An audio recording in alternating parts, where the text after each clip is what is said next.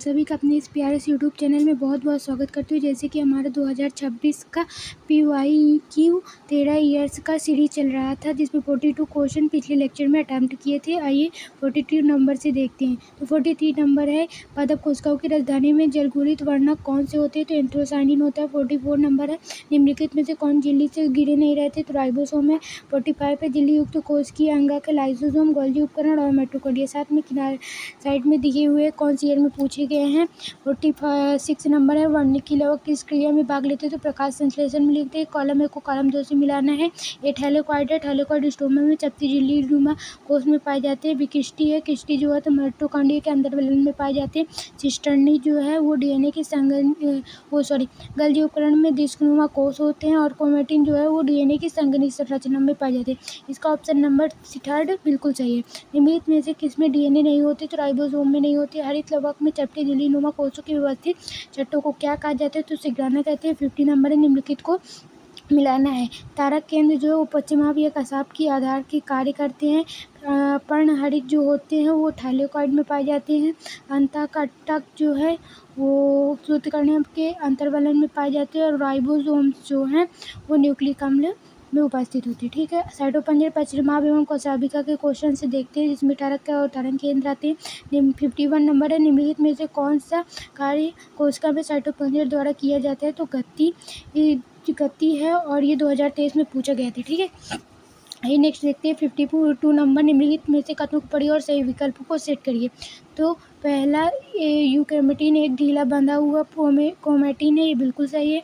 सी number है, nucleosome में histone अष्टक ऋणात्मक आवेशित DNA द्वारा लिपटे रहते हैं, ये भी बिल्कुल सही। और ई नंबर, एक प्रारूपी न्यूक्लियोसोम में DNA हेलिक्स के 400 VP होते हैं। आंसर नंबर 3 बिल्कुल सही है। 53 नंबर देखते हैं।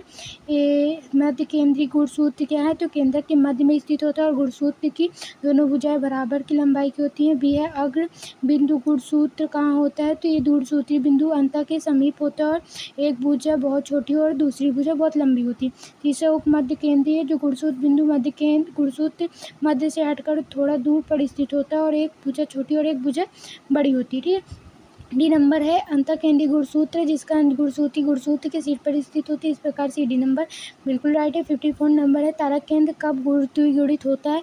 तो एस प्रवस्था में होता है। तर्क रूपी तंतु लगे होते हैं गुणसूत्र काइनेटोकोर पर। 56 नंबर है, सूक्ष्मनलिकाएं संघटक होती हैं तर्क रूपी रेशे और तारक केंद्र और पश्चिमाभु की। 2016 में पूछा गया था। ठीक है, 57 नंबर है, एक ठोस रैखिक क्रायोटोपंजर जिसका व्यास 6 नैनोमीटर है और जो केवल जो एकल प्रकार के एकल से बना होता है, किस नाम से जाना जाता है? ठीक है, 57 नंबर था, जिसमें का आंसर है सूक्ष्म तत्व। केंद्रक एवं सूक्ष्मकाय से देखते हैं। 2024 में ये क्वेश्चन पूछा गया था। 58 नंबर, न्यूक्लियोलस जो है उसका सही क्रम है सक्रिय राइबोसोमी RNA संश्लेषण का स्तर है। बी नंबर है, सेंट्रियोल गाड़ी के पहिए जैसी संरचना होती है। ल्यूकोप्लास्ट जो होता है वो पोषक के भंडारण के लिए होता है। और डी नंबर है, गोल्गी उपकरण जो ग्लाइकोलिपिड के बनाने का स्थल है। 59 नंबर देखते हैं, 2024 में क्वेश्चन पूछा गया था। मिलान का है। अक्ष सूत्र जो है वो पश्चिमाभ एवं कशाबिका में होते हैं। बैलगाड़ी के पहिए संपैटर्न जो होते हैं वो तारक केंद्र में होते हैं। क्रिस्टा जो होता है वो माइटोकॉन्ड्रिया में होता है।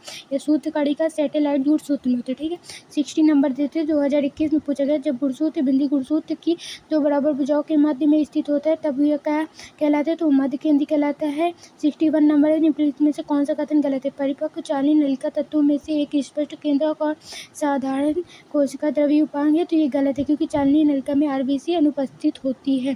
2021 में पूछा गया था। नेक्स्ट देखते हैं।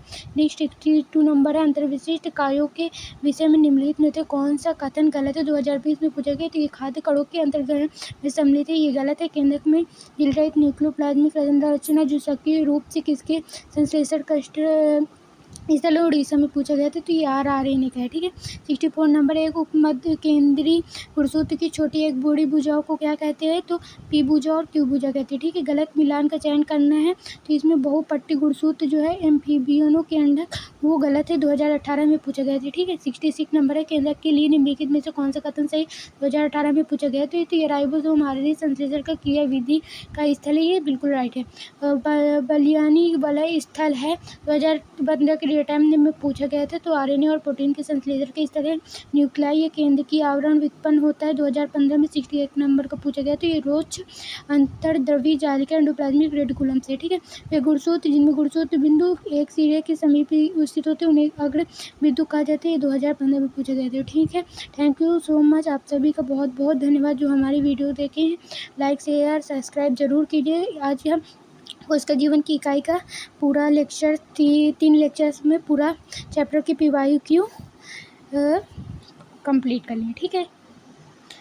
आप हमारे चैनल को लाइक शेयर सब्सक्राइब कमेंट जरूर कीजिए और अगली वीडियो देखने के लिए तैयार रहिए। Thank you so much.